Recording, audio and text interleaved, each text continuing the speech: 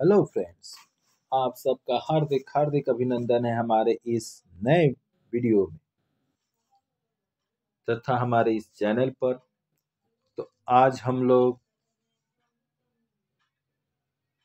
Class 6 Hindi के अंतर्गत पदखंड के अंतर्गत इनसे सीखो, जो कि श्रीधर पाठक जी द्वारा इसकी रचना किया गया है, इस चैप्टर का आज हम लोग एक तरह से प्रश्न उत्तर पर चर्चा करेंगे। तो चलिए वीडियो में आगे बढ़ते हैं। उससे पहले आप सभी से एक छोटा सा रिक्वेस्ट है कि अगर आप हमारे इस चैनल पर फर्स्ट टाइम आए हैं तो प्लीज़ चैनल को सब्सक्राइब कर लीजिए और बेल आइकन के बटन को प्रेस कर दीजिए, ताकि इस चैनल पर जो भी एग्ज़ाम के पेपर फर्स्ट सेकेंड या थर्ड यूनिट टेस्ट का छोड़ा जाता है, इसके साथ साथ जो भी आपके क्लास से संबंधित वीडियो छोड़ा जाए, उसकी जानकारी आप तक सबसे शीघ्र पहुंच सके और आप उसका फ़ायदा सबसे आगे उठा सकें। चलिए देखते हैं। सबसे पहला प्रश्न आपके समक्ष ये रहा, फूलों से हमें क्या सीखनी चाहिए? गाना, पढ़ना, हंसना या खिलना? तो हंसना। आगे है, दीपक हमें क्या सिखाते हैं? जलना, बुझना, अंधेरे हरना या अंधेरे करना? तो अंधेरे हरना। पृथ्वी से हमें क्या शिक्षा लेनी चाहिए? सच्ची सेवा करना, झगड़ा करना, कष्ट सहना? इनमें से कुछ नहीं, सच्ची सेवा करना। चलिए लघुत्तरीयम के अंतर्गत देखिए, पेड़ की झुकी डालियां हमें क्या सिखाती है? तो पेड़ की जो झुकी डालियां हैं वो हमें शीश झुकाना सिखाती है। अगला क्वेश्चन, सूरज की किरणें हमें क्या शिक्षा देती है? तो सूरज की किरणें हमें जगने और जगाने की शिक्षा देती है। अपने गुरु से हमें क्या सीखना चाहिए? तो अपने गुरु से हमें उत्तम विद्या सीखना चाहिए। हमारा चरित्र कौन गढ़ता है? तो सत्पुरुष ही हमारे चरित्र को गढ़ते हैं। बौद्ध मूलक प्रश्न, हमारे जीवन में सत्पुरुष और गुरु का क्या योगदान है? तो सज्जन पुरुष और गुरु का हमारे जीवन में बहुत महत्वपूर्ण योगदान है। सत्पुरुषों के जीवन से हमें चरित्र गठन की शिक्षा मिलती है। हमारे अच्छे चरित्र का निर्माण होता है। गुरु से बच्चों को अच्छी शिक्षा मिलती है और शिक्षा के बिना व्यक्ति जीवन में उन्नति नहीं कर सकता। जिंदगी में आगे बढ़ने के लिए शिक्षा बहुत ही जरूरी है। अगला क्वेश्चन देखिए, दीपक की क्या विशेषता है? हमें उससे क्या शिक्षा लेनी चाहिए? दीपक अपनी रोशनी से आसपास के अंधेरे को दूर कर प्रकाश फैला देता है। हमें दीपक से शिक्षा लेनी चाहिए कि हम भी शक्ति भर अपने आसपास के अंधकार को दूर करें और लोगों के मन में के जो अज्ञान है, अशिक्षा को दूर कर उनके मन में ज्ञान का प्रकाश फैला। इनसे सीखो कविता का मूल भाव स्पष्ट कीजिए। इनसे सीखो कविता में कवि ने जीवन को अपने आसपास के परिवेश से शिक्षा ग्रहण करने की प्रेरणा दी है। यानी बच्चों को बोले हैं कि देखिए, अपने आसपास का जो भी परिवेश है ना, उसे आप शिक्षा ग्रहण कीजिए। कवि ने बच्चों को यह प्रेरणा दी है कि वे फूलों से सीखे, हंसना और खुश रहना सीखे, वृक्ष की डालियों से सीखे, नर्म रहना सीखे और सूरज की किरणों से भी कुछ सीखे, जगना और दूसरे को जगाना, लता और वृक्ष से दूसरे से प्रेम करना सीखे, यहाँ तक कि दीपक से भी आसपास के अंधेरे को दूर करना और पृथ्वी से प्राणियों की सच्ची सेवा करना सीखना चाहिए।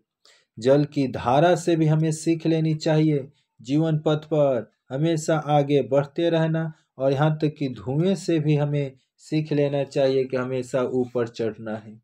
जीवन में उन्नति का मार्ग प्राप्त करना है। सज्जन से भी चरित्र निर्माण और गुरु से श्रेष्ठ विद्या ग्रहण करना सीखना चाहिए। इस प्रकार सभी से हमें शिक्षा प्राप्त कर बच्चे जीवन में उन्नति प्राप्त कर सकते हैं।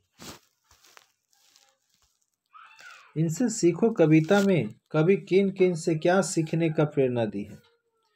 तो इनसे सीखो कविता में बच्चों को फूलों से, भंवरों से, वृक्षों से, वृक्ष की डालियों से, सूर्य की किरण से, लता और वृक्षों से, दीपक और पृथ्वी से, जलधारा से, धुएं से, सत्पुरुषों तथा अपने गुरु के जीवन की प्रेरणा दी गई है। फूलों से हंसने की, भंवरों से गुनगुनाने की, हमेशा गुनगुनाते रहना चाहिए, और वृक्ष की डालियों से न मस्तक झुकाने की सीख लेनी चाहिए। सूर्य की किरण से जगने और जगाने की सीख लेनी चाहिए। वहीं लता वृक्षों से गले लगाने की सीख, जबकि दीपक से अंधेरा हरने, पृथ्वी से जीवों की सच्ची सेवा करने, यहाँ तक कि जलधारा से जीवन में आगे बढ़ते रहने, जबकि धुएं से ऊंचाई पर चढ़ते रहने, सत्पुरुष से सच्ची गठन करने तथा गुरु से उत्तम विद्या प्राप्त करने की सीख हमेशा लेती रहनी चाहिए। यहाँ पर निर्देशात्मक उत्तर दीजिए। फूलों से डैश सीखो शीश झुकाना। तो कवि और मतलब पाठ और कवि का नाम बताना है। तो प्रस्तुत पंक्तियाँ सीखो पाठ से उद्धृत है और इसके जो कवि हैं वह एक तरह से कहा जाए तो श्रीधर पाठक जी हैं।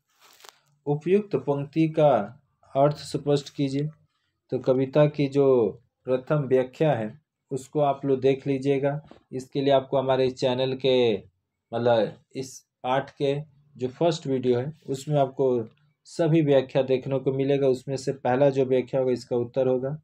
जलधारा से सीखो डैश ऊंचे पर चढ़ना। तो जीवन पथ में कवि का क्या तात्पर्य है। तो जीवन पथ का तात्पर्य है कि जीवन का रास्ता व्यक्ति को अपने जीवन में सदा अपने पथ पर अपने लक्ष्य की ओर हमेशा आगे आगे बढ़ते रहना चाहिए। जिस प्रकार जल की धारा रुकती नहीं, निरंतर अपने रास्ते पर बढ़ती रहती है, उसी प्रकार मनुष्य को भी सदा आगे चलते रहना चाहिए। इस पंक्ति की अगर आप व्याख्या देखना चाहते हैं तो उसके लिए आपको 4 नंबर व्याख्या को भाव के लिए मतलब भाव पंक्ति का भाव के लिए आपको 4 नंबर व्याख्या का 4 नंबर व्याख्या ही इसका उत्तर होगा। चलिए दीर्घोत्तरीय प्रश्न देखते हैं। इनसे सीखो कविता से हमें क्या सीख यानी क्या शिक्षा मिलती है, ये हम लोग देखने वाले हैं।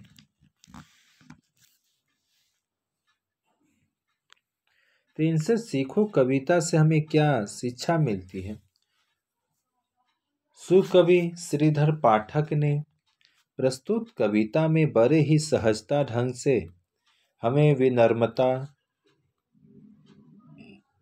सद्भावना,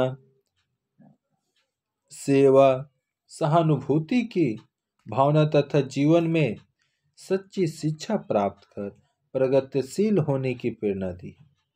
मनुष्य को फूलों जैसा खिला हुआ, हंसता हुआ, सदा प्रसन्नचित्त बने रहना चाहिए।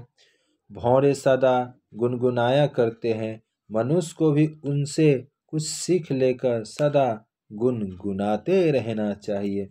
जिस प्रकार वृक्ष की झुकी डालियां रहती है उसी प्रकार मनुष्य को भी मस्तक जो है झुकाकर विनम्र बने रहना चाहिए। इससे व्यक्ति के व्यक्तित्व का विकास होता है। सूर्य के उदित होते ही सुनहली किरणों सभी को जागरण की शिक्षा देती है। उसी प्रकार हमें भी जागृत हो दूसरे को भी जागरण के लिए प्रोत्साहित करना चाहिए। लताओं और वृक्षों से भी हमें शिक्षा लेकर दूसरे से प्रेम से मिलना और गले लगना चाहिए। यहाँ तक कि नन्हा सा जो दीपक है अपनी रोशनी से आसपास के अंधेरे को दूर कर देता है। हमें भी उसे सीख लेकर चारों ओर प्रकाश फैलाना चाहिए। पृथ्वी समस्त प्राणियों की सेवा करती है और उसी प्रकार हमें भी प्राणियों के सच्ची सेवा लगन पूर्वक सेवा करते रहना चाहिए। कवि ने हमें जीवन में निरंतर उन्नति और प्रगतिशील बने रहने की प्रेरणा दी है।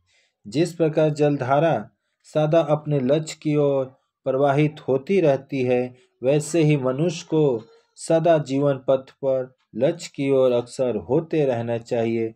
धुआं सदा ऊपर की ओर चढ़ता रहता है, उसी प्रकार मनुष्य को भी सदा प्रगति के शिखर पर पहुंचने के लिए प्रयत्नशील बने रहना चाहिए।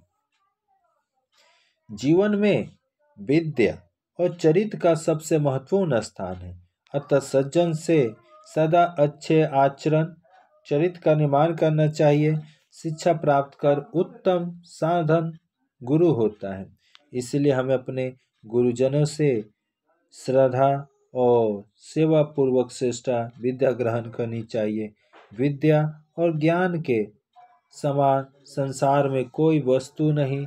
इसी प्रकार कवि ने हमें यह आसपास के परिवेश से बढ़कर उनसे मिलने वाली सीख को ग्रहण करने की शिक्षा दी है। चलिए भाषा बोध में देखते हैं। यहाँ परिभाषित शब्द है। फूल को क्या क्या बोल सकते हैं? पुष्प बोलिए, कुसुम बोलिए, सुमन। भौरा को अली, भ्रमण, मधुकर। वृक्ष को पेड़, तरु, पादप। यहाँ तक कि गुरु को शिक्षक, अध्यापक, आचार्य, जबकि सूरज को सूर्य, भानु, रवि, दिन। तो ये वीडियो कैसा लगा?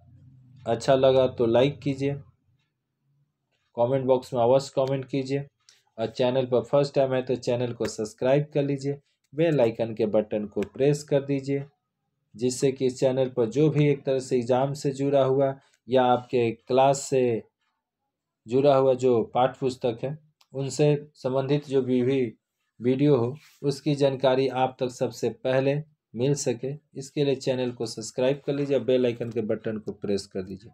इस वीडियो को देखने के लिए बहुत बहुत धन्यवाद, आपका बहुत बहुत आभार। फिर मिलते हैं किसी नए वीडियो में, तब तक के लिए जय हिंद, जय भारत, वंदे मातरम।